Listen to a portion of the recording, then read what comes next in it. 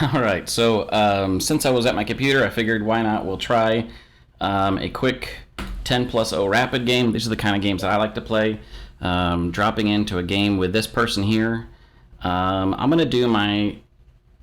Well, let's try an Italian game. Let's see where that goes. So, against this person, the question mark after the rating says that they are a provisional rating, meaning they have not done enough games to get an actual ELO. So, this is just my standard setup. He's following the standard. So again, the two main options here are the Ruy Lopez Spanish, or I'm going to go with the Italian. Um, there is a couple of neat things that can happen from the Italian. Like I said, I've said that before many times. Um, One of the crazy ones is this move here, because it then has, if your knight is sitting here, you've got a double attacker on this, which does not result in checkmate like I was showing in the other game, but it does result in a massive fork between the queen and the rook when you place your knight there. There is an actual game setup called the fried liver attack. It's one of my favorite names. It does not always work, and I caution you if you're looking at the fried liver attack. It requires both players to make mistakes or make suboptimal play, and if the white pieces pull it off, it's a huge upset. But if the white pieces don't pull it off, the counterattack potential is massive. So it's a very swingy move one way or the other. But it's also got one of the great names in all of chess, the fried liver attack. All right, so I am content here. I am going to get my other knight out. So we're going to continue with the normal. Well, we're going to do a little. So we're outside of book on the Italian game. Normally, you would go c3 in order to prepare for d4 or d3 and then d4. Again, that super defensive structure. He has not moved his bishop out, so there's nothing for me to attack, so I'm not worried about it. But what I do remember about the Italian game is this knight takes a long walk and ends up over here somewhere. I don't know why it does that. Or maybe it comes out like this and then comes here and then goes there. But for some reason, this knight in the Italian game, the experts have found that it's better off when it makes this journey. So I am going to go ahead and prep that journey. I think it has something to do with this structure, but I'm not sure. I don't know why, but I'm just going to follow what the experts say. One of the other things I'm going to do is, because I've got this set up and because he's got his knight here and his rook is still sitting over here, first thing I'm going to do is prop up my bishop. Now I have to be really careful. I may have just screwed up, guys. Yeah, so he is looking to trap my bishop. So you see this? If he pushes that or that, my bishop has no squares to go to. So So I'm glad I spotted that, but I need to get out of it. How do I want to get out of it, Joe? I can either push this up, losing a tempo. What did I do? What did I do? What did I do? What did I do? What did I do?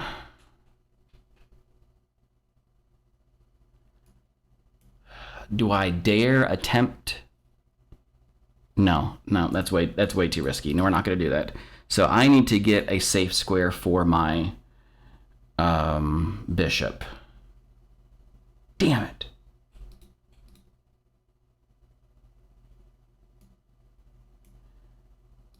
Because all he's going to do is push down. If I go there, it's not the end of the world. Well, it's not the end of the world.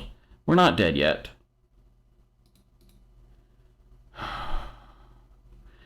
I was really hoping to get a move in like this. So this is called a fianchetto. You take your bishop and you move it up to one rank above. So I would move it from the ones to the two. So it would go from C1 to B2, and that's called fianchettoing. And I was hoping to do that to take advantage of this long diagonal. But it looks like I'm going to have to do this. I don't want to do that, but now I can move my bishop back out of harm's way. It's probably losing me a pawn, so I have to look that he's got two attackers and I've only got one defender on that pawn. So it could lose me a pawn.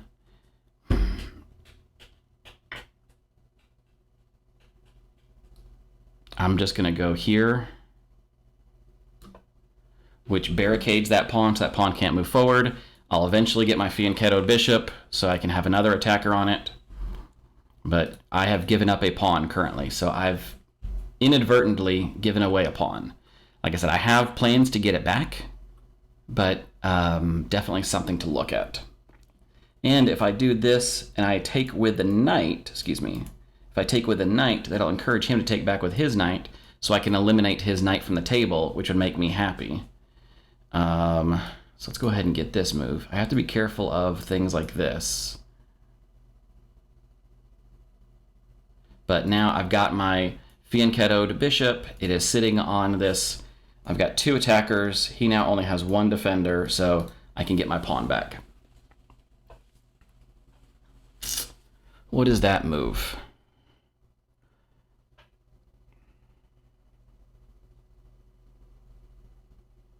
That is an undefended pawn. So we pushed a pawn for what reason? What reason did he push that pawn? I don't really want to take. I mean, I could and then just come right back. Because this knight has a purpose, right? What happens if he were to push down again, though? Let's say I go ahead and follow my protocol of taking. And then he pushes down. Damn it. I can get... All right, I'm going to go ahead and stick with my guns, my plan. If he keeps pushing this pawn down, right, it makes this journey. We end up with a situation that it makes me uncomfortable, guys. I'm not smart enough to know how to plan ahead for these things. But this pawn in front of my king with the queens on the board can make me a little bit nervous. It's not the end of the world, but it is something to keep in mind. But I have now taken my pawn back. I am eyeing that knight right there. I would be happy with a trade to get these knights off the board.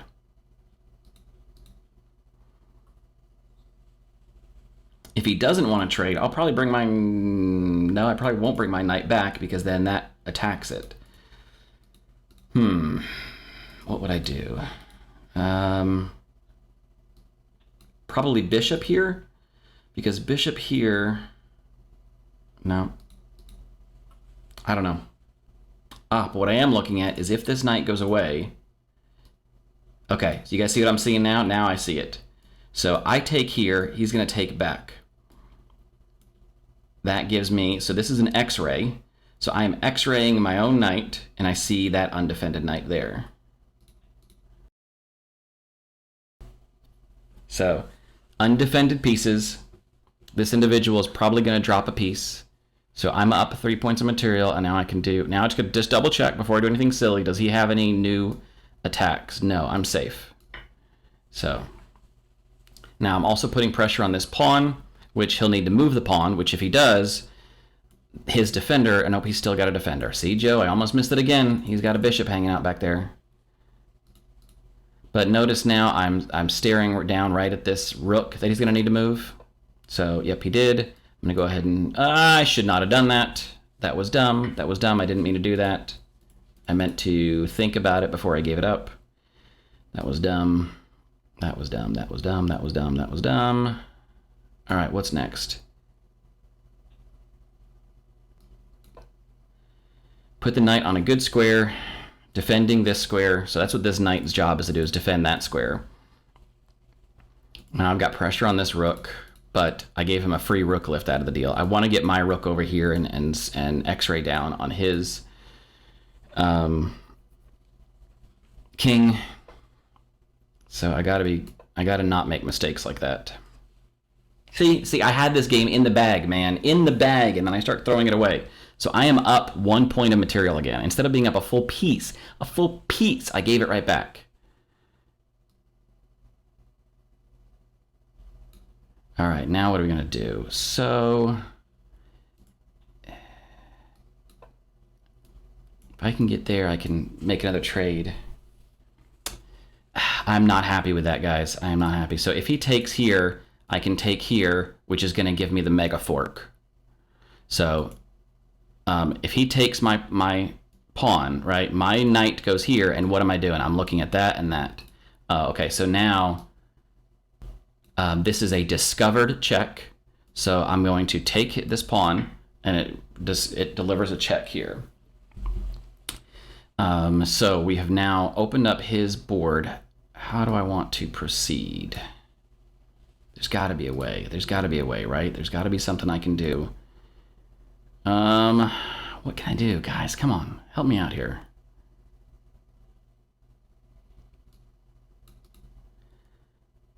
I want to cut off the king. Aha. Yes. Yes. Discovered check on his king. He's got to do something, either block or move. That's fine, move. But now I get a free rook out of the deal. So now I'm back up. Now we're back up. His king is exposed. He's making the walk of shame. Things are turning out much better now for me. I almost threw it, man. Woof! We almost threw it. This is fine. He's gonna get the the bishop back. The question is there anything I can do about this in the meantime? Let's see. If I go there, he has opportunity to go back. Now, you know, I'm just gonna take it. I'm gonna bank the material. So he's gonna take it back. That's fine.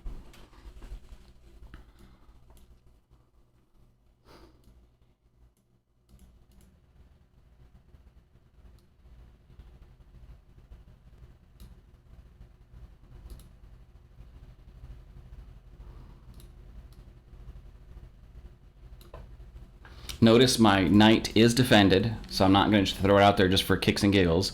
It is defended. I'm wondering where he's going to go. Okay, so now that's perfect. That's exactly what I want to see.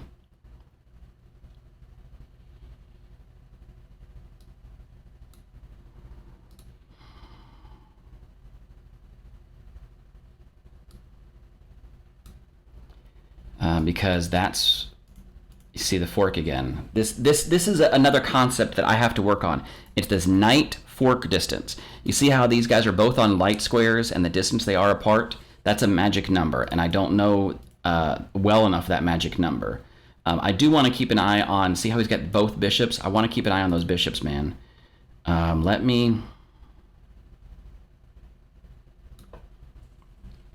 keeping his king cut off for now. I'm up enough material that if I can get some trades in, I will. So I'm going to start looking for ways to trade material. And this is, again, where a smarter person would know how to do these end games. I'm up enough material, I should be able to win these things. This is fine. I'm just going to double up here. Because if he tries to take, I mean, I'm happy if he takes.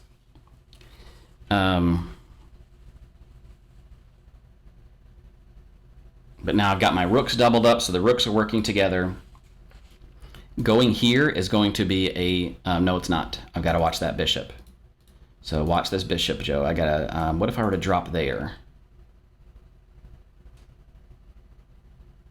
No, not really. That's even better, though. That makes me happy. Because I can now force this queen trade, right? Right, I can force a queen trade. Boom. So I took a bishop, but he's going to take my queen.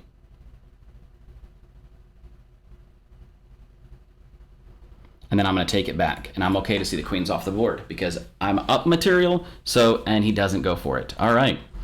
Which means we are going to get some work in here somehow. I don't know how yet. Let's start with this. Let's see where he ends up going. I'm thinking if I just drop this here, if he takes, then I take back, right? If he doesn't take, I'm going to go over here and trade because I'm trading material, right? I want to trade material. My goal here is to get rid of as much material off the board and simplify things as much as possible. Take advantage of my extra pieces. Now, I do have what's known as a back rank issue that I have to be very careful of. See my wall? My wall does a great job protecting me, but it also traps me in. And I have to be very conscientious of a few things. First things first. Actually, yeah, first things first. Let's go do that. Perfect. And now I'm going to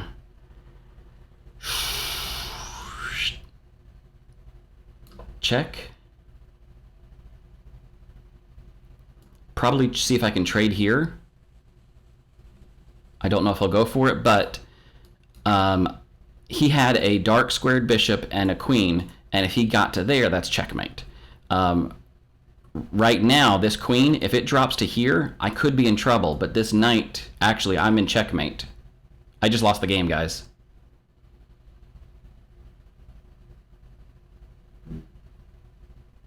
I just lost this game.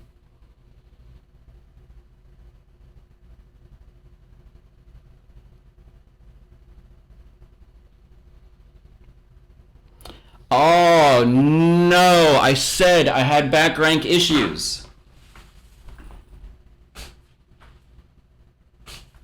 I did the thing, guys. I said I had back rank issues, didn't I? Didn't I say I had back rank issues? The knight's on the wrong spot to protect me from back rank issues. I can't do anything. It's checkmate. It's game over.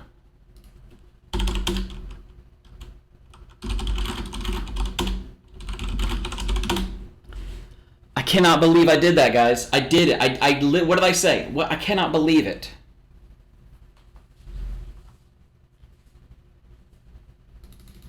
I said back here, hey guys, I have back rank issues. Back rank issues means, okay, that means, see, my king can't go anywhere except for left or right. My king cannot go up the board because my pawns are blocking the way. So if I remove my back rank defender, which I do right there, as soon as I make this move, I have to protect my back rank. I have no defender along this back rank. My rooks are gone. I have to, and all I have to do, literally the only move I have to make is this move right here. Give me some breathing room to hide my king up here. I could have done it this way. Either of these two pawns, all I had to do is move one square.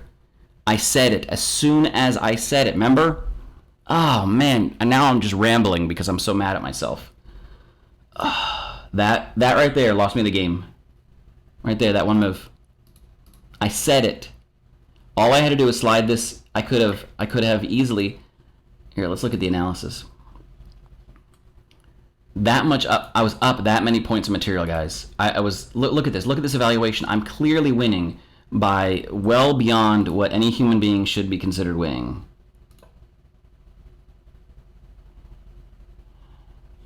All I had to do. I could have left this rook here. I could have left the rook there. Look, see, I could have left the rook there because if he goes to try to check, I can just slide this guy back and it's defended by that knight. I'm so mad at myself right now. Oof. As soon as I do that, look at that. Checkmate in 2, game over. Wow. All right, well, let's go quickly through this game. This is our standard Italian game setup. He decides to go with this move. I thought he was going to go for a fianchetto here himself. Plop his bishop right there, which is a fine move. There's nothing wrong with that. It slices this whole diagonal, defends this. You'll hear people sometimes use the phrase modern chess versus hyper-modern, or classical chess versus hyper-modern chess. Classical chess is this right here, where we've got this kind of structure where we're all kind of attacking and defending these 4 squares from the center. Hypermodern says if I can move my pieces, I'll attack it from the wings. So I'll put my bishops out here and I'll attack it from the wings. I don't have to actually move anything into the center. I just have to, basically, I can control the center indirectly by controlling these outer diagonals. I don't know enough about it to be able to talk about it that way, but and then he, like I said, he's a new player. He like I said, he has provisional rating, which means he hasn't played enough games to get a full rating. So I'm just going to try to stick to principles, which I did. And see, this already says that white is up. Why? Because it wants me to go into the fried liver, doesn't it?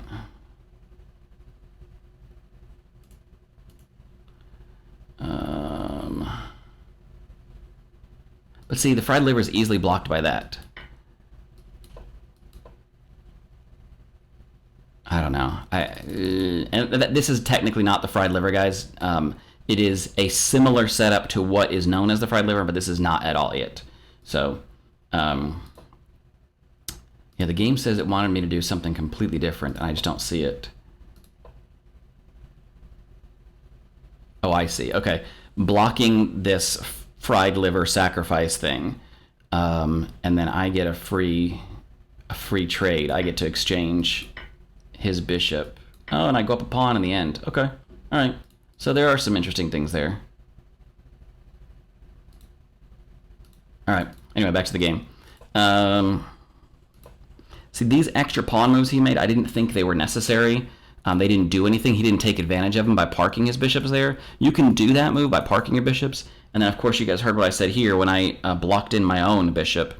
The bishop has no squares here, and it has no squares here because I moved that up. And I almost trapped my bishop. So the engine says it's not that big of a deal. I was able to get out of it. Again, it wants me to go with this attack here, and I just don't like it. So I give up a pawn for basically security and development. Oh, I can see. I could have tucked that guy up here. No, then I would have given up my bishop, but I'm trying not to give up my bishop pair yet. So the engine now says that black has a lead because he does. He's got an extra pawn. I go ahead and fianchetto my bishop, just like I said. This is that extra pawn move he made. Again, he made one pawn move just to put it there, and then he lost another tempo by moving it, and he hasn't taken advantage of this yet. So what was the purpose of this pawn move? I don't know. So I am going to go ahead and bank my pawn. And he does not see the trap. And you can see the evaluation. I shouldn't call it trap. He doesn't see the X-ray. And the evaluation leaps because it says go for it. Oh, interesting. I could have gone here to pin the queen, or pin that knight to the queen, but go ahead and bank my piece here, and then I go up a full piece. So, yeah, very much winning in this game. Oops, damn it, Joe.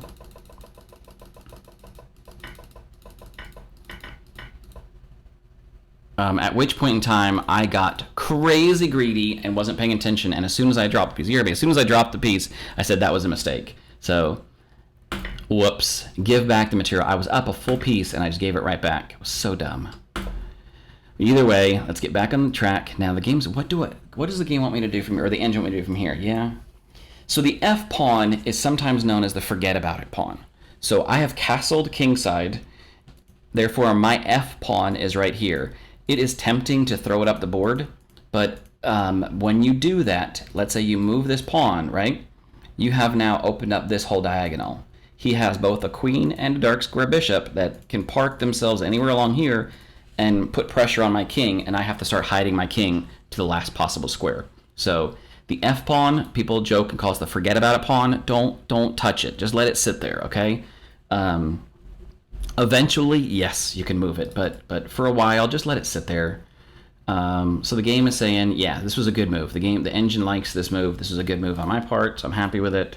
Drive his rook away, get my rook lined up with his. The engine really wants him to make, oh, come here and pin this. Yep, pin that knight. Yeah, exactly. But then he blocked it in. You guys heard me talk about I was hoping for this sacrifice here. I was hoping he would take the bait because then I get this mega fork. He cannot capture my knight with anything, so he has to move the king and I get his queen for free. He didn't take the bait, but the engine really... Oh, I missed the other fork. Look at that. Here's another fork. See knights. I don't see knights too well. All I had to do is park that bad boy right there, and boom, I got the fork. Totally missed it, guys. Totally missed it. Here's another one. This is why I'm only rated at 1300 and why it's going to take me a long time to get rated a lot higher, because I miss things like this. Look at this. Look at this perfect fork. That's exactly the fork I wanted, because even if he, let's say he moves here and defends the queen, I just take it for, like, right? I give up a knight for a queen? Heck yeah, I'll do that. But I missed it. Oh, the engine says you can even do this if you want, big dummy. Look, you can even sacrifice that bishop there because you still end up with this fork. Man. I am so blind sometimes. All right. So either way, I took what I thought was a free pawn, and I miscalculated that he could just go right back and pick it up. So I thought it was another free pawn. I just let him take it right back. Wow, the engine says I had checkmate in 3. I was saying there's something here and I just don't see it. I felt there was something here and I couldn't find it. Oh my gosh, Joe. No, because he can just do force a queen trade. Not force a queen trade, but ask for a queen trade. I thought my move was pretty good, but I didn't see the checkmate in 3. Let's look at the checkmate pattern. So there's the check, right? The check from the queen. This bishop, which is defended, is now blocking these 2 squares. The king can only go in one place. The king can only go here. This knight is taking these... oops. So the knight is blocking there. And this whole... Oops. Damn it. Stop that. And this whole row is blocked. So... Oh, and we're spying through here. So there's only one spot available for that king to go. If he were to block check there, I would probably just do that, to be honest with you. Just bank my queen. But if he were to go... Oh, and he said that says that's checkmate. Look at that. That is checkmate. Man, I'm so blind. Look at that. The king can't go anywhere, right? The queen likes to attack up close. Rooks and bishops like to strike from afar. So your queen, when your queen is up close, because the queen has so many squares, like none of these squares, when you look at the squares that the queen blocks, excuse me. This diagonal, right? So this whole 9 block here around the queen is attacking whatever's around it. So the king can't go to any of these squares. The king can only go away diagonally from a queen. And in this case, he's blocked by his own pawn, and my rook is cutting off his escape that way. So I had checkmate, and I didn't even realize it.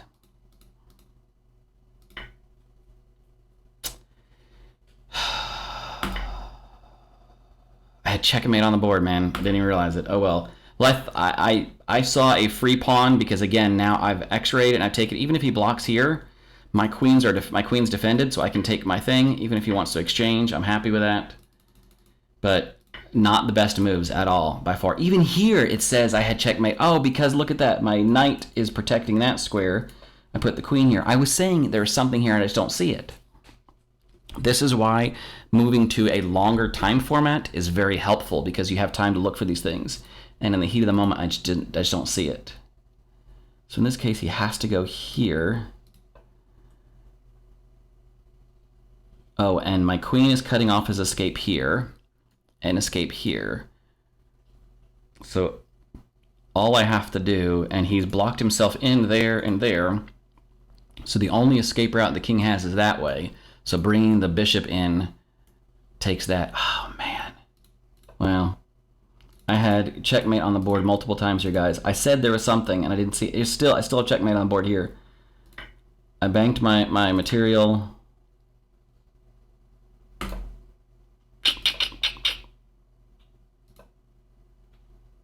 Yeah, and here, wow, it says that was not a good move. Wow, why is that not a good move? Because the king hides away. Yeah, see the king is now tucked back here. I'd have to get up here and do what I did. Yeah, I don't know, guys. And then this endgame, which I totally just threw the whole thing away.